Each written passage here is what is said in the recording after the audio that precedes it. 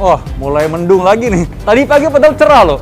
Akhir-akhir ini kita mungkin sering kali melihat cuaca seperti ini berganti tiba-tiba ya. Padahal tadi pagi kelihatannya cerah, tiba-tiba siangnya mungkin udah mendung atau bahkan hujan. Bagaimana sih kok bisa hubungannya sampai situasi seperti ini membuat kita kayaknya kadang-kadang ngerasa greges-greges, pilek kayak mau sakit. Jangan sampai sakit. Harus tetap sehat karena kita harus tetap kerja. Lalu bagaimana caranya kita bisa menjaga kesehatan kita supaya tetap fit, tetap bisa produktif di era di mana terjadi pergantian cuaca seperti ini. Nah, kita akan berbincang-bincang dengan Prof. Ari Faryalsyam setelah berikut ini.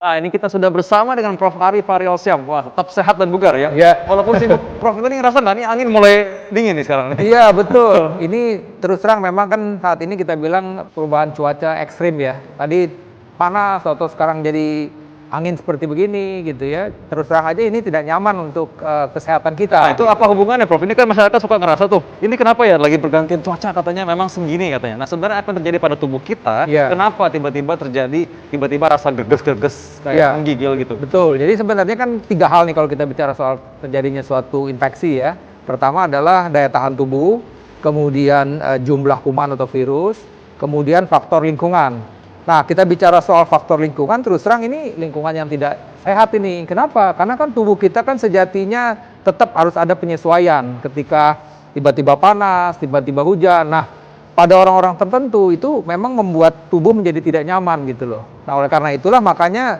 selalu kita bilang bahwa ini cuaca yang tidak sehat buat kita semua nih kalau kita tidak mengantisipasinya. Kenapa? Karena tadi ini saya bilang tiba-tiba hujan, tiba-tiba panas misalnya. Jadi kita mesti siap dengan kondisi perubahan cuaca yang ekstrim seperti ini gitu loh. Nah, penyakit-penyakit apa saja yang perlu pemirsa kita waspadai ketika terjadi pergantian cuaca seperti ini? Ya, jadi yang saya bilang tadi, umumnya penyakit-penyakit infeksi. Apalagi kita di saat pandemi seperti ini ya, pandemi COVID-19 ini juga harus diantisipasi.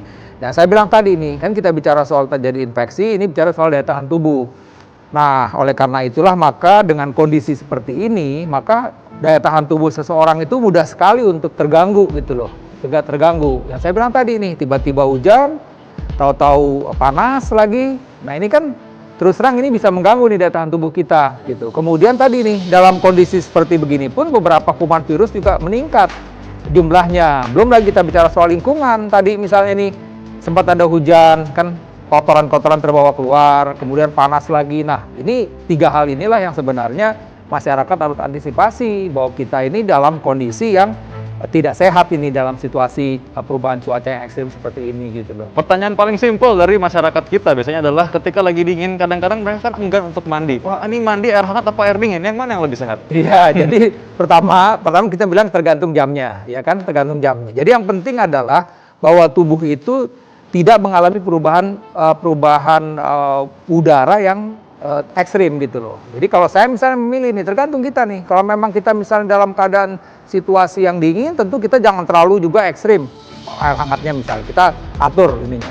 Begitupun sebaliknya, ketika ini sudah panas ya itu tidak langsung dengan dingin gitu loh. Makanya hal yang lain misalnya saya selalu anjurkan ya buat masyarakat selalu siap jaket gitu loh. Nah nih kira-kira nih sekarang nih oke lah di mobil kan kadang-kadang kan AC kita kan juga terpengaruh oleh lingkungan. Ketika di luar udaranya memang dingin, pengaruh AC juga cukup dingin ya kita mesti siap misalnya jaket gitu. Apalagi pada orang-orang yang mempunyai berbagai macam alergi ya kan, misalnya ada yang orang alergi dingin, dia bersin-bersin yang kita bilang rintis alergiga. Jadi atau misalnya karena ada orang-orang tertentu karena misalnya dia ada asma misalnya, itu asma juga berpengaruh oleh udara dingin misalnya. Jadi ini hal-hal yang memang harus diperhatikan oleh masyarakat. Apakah kita punya faktor risiko, ada riwayat alergi sebelumnya, dan sebaliknya tadi yang saya bilang, yang penting kita siap. Tadi itu ketika memang ini udaranya dingin, kita udah siap jaket begitu. Nah, jadi karena itu sedia payung sebelum hujan, sedia jaket sebelum dingin. Nah, ini ada juga pendapat yang lain. Kalau misalkan habis kena hujan, langsung mandi itu nggak boleh, cepat sakit malah. Prinsipnya begini, prinsipnya adalah tidak terjadi perubahan yang mendadak pada tubuh kita. Ya kan, tidak terjadi perubahan suhu tubuh yang mendadak gitu loh.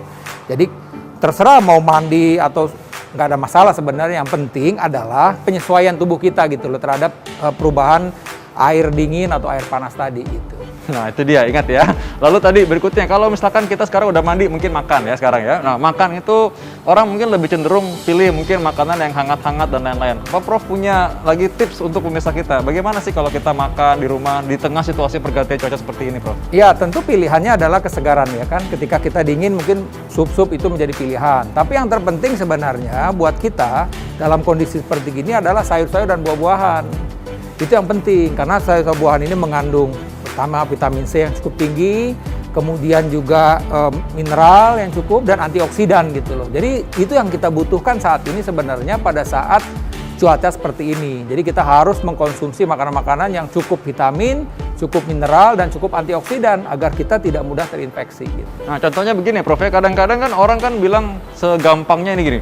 Kalau lagi mau sakit makan yang banyak aja. Nah, satu sisi bilang jangan makan kebanyakan, nanti kamu kegemukan. Memang itu betul. Saya setuju nih. Kadang-kadang memang masyarakat itu bilang ya udah makan aja, tapi akhirnya jadi lupa berat badan. Karena yang penting adalah menurut saya kita harus tetap kontrol berat badan. Tentu seperti tadi nih, oke lah nih kita takut sakit nih, makan banyak-banyak. Ya kalau nanti akhirnya obesitas, kemudian kolesterol tinggi, asam urat tinggi, kan jadi masalah juga jadinya.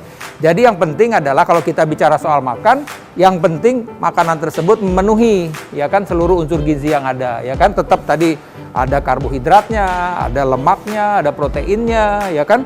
Belum lagi bicara soal tadi seratnya, ya kan, kemudian juga mineral, ya, antioksidan yang tadi berasal dari sayur-sayur dan buah-buahan.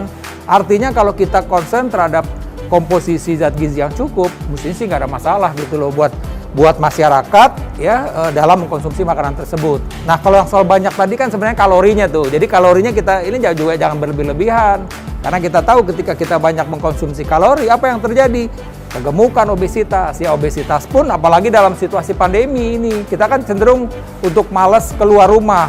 Nah, artinya jadi malas bergerak. Padahal tetap bergerak di dalam rumah pun juga kita bisa bergerak gitu mestinya begitu. Jadi berarti makan kenyang, makan banyak nggak identik dengan makan sembarangan. Betul. Maka tetap harus komposisi gizi tetap diatur. Tadi Prof Aris sudah bicara nih mengenai bergerak. Nah, bergerak nih umumnya orang mager lah, Prof. Kayak ini udah mendung, Prof, di depan nih. Udah males pengen tiduran aja di selimut lah. Nah. Ya, jadi sebenarnya kan bergerak kita ini kan bisa kita nilai. Ya, usahakanlah langkah 5.000 langkah, 6.000 langkah sehari. Ya kita gunakan aja terus gadget kita. Nanti kita lihat nih, oh ini kira-kira hari ini saya baru 3.000, ya udah kejar lagi. 2.000 langkahnya lagi tadi, silakan mau bergerak walaupun di dalam ruangan begitu loh. Kan kadang-kadang kita kan udah bermales-malesan, apalagi yang kita seharian nih zooming misalnya kan umumnya webinar, rapat semua dengan Zoom misalnya. Nah, itu tadi tuh. Ya cenderung kita tidak bergerak, usahakan. Ada kita misalnya oke lah 2 jam full. Setelah itu kita mesti melakukan exercise, ya kan? Ya bergerak tadi misalnya begitu. Karena sekali lagi tuh kalau kita tidak bergerak, makan kita juga cukup banyak tadi karena ketakutan misalnya kita kekurangan gizi atau mungkin ini cuaca nggak bagus kita mesti makan banyak. Nah itu tadi kuncinya adalah kita tetap harus bergerak mestinya begitu. Nah ini saya ingin minta pendapat dari seorang role model menurut saya ya. Kalau Prof Ari sendiri, bagaimana Prof Ari bisa menjaga keseimbangan seperti itu? Apa yang Prof Ari lakukan? Ya pertama tadi ya kuncinya adalah tidur ya. Tidur kita mesti cukup. Usahakan tidur kita tuh 6 jam sehari. Ya kan, kemudian bicara soal makanan tadi.